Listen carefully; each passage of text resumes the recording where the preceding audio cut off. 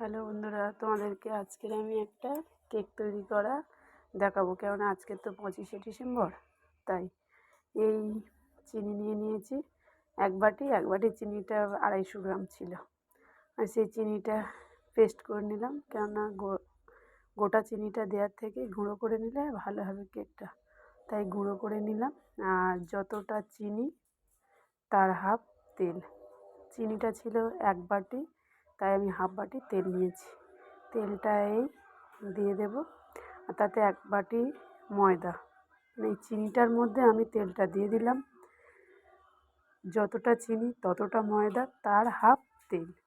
চিনিটা ছিল এক বাটি, দিয়ে দিয়েছি হাফ বাটি তেল, আর তারপরে দিয়ে দিলাম এক বাটি ময়দা, দিয়ে মিক্সড করে নিয়ে দিয়েছিলাম আমার এইখানে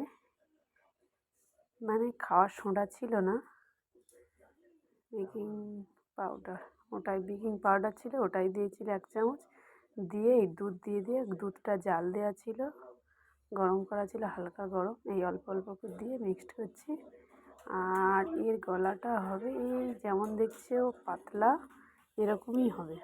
এটা করে নিয়ে তারপরে একটা বাটিতে তেল দিলাম, তেল দিয়ে সেই বাটিটা একটা পেপার ছিল না, আমার খাতা ছিল, নীলের খাতা, কেটে গোল মতো করে নিলাম, সেটাকে আমি বাটিতে বসিয়ে দিলাম। দিয়ে তার উপরে আবার একটু তেল দিয়ে দিলাম। তেলটা দিয়ে আর বাদাম ভাজা, একাদশী বাদাম ভাজা হয়, বাদাম ভাজার লবণ ছিল, সেটাকে গরম করতে দিয়ে একটা ট্রে বসিয়ে দিলাম। দিয়ে তাতে এবারে গামলাটাকে এই ব্যাটারটা দিয়ে দিলাম। দিয়ে ব্যাটারটা দেওয়া হয়ে গেছে, যেমন কেমন করেছি পাতলা, ওরকমই করতে হবে।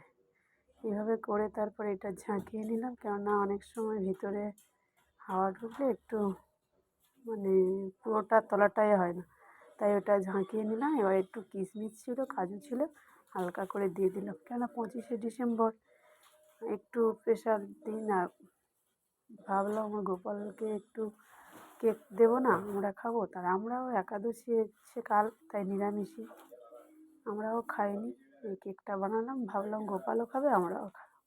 আর কেমন হয়েছে দেখো, খুব ভালো করতে পারিনি, শুধু ময়দা আর তেল চিনি তো যতটা ভালো পেরেছি করেছি।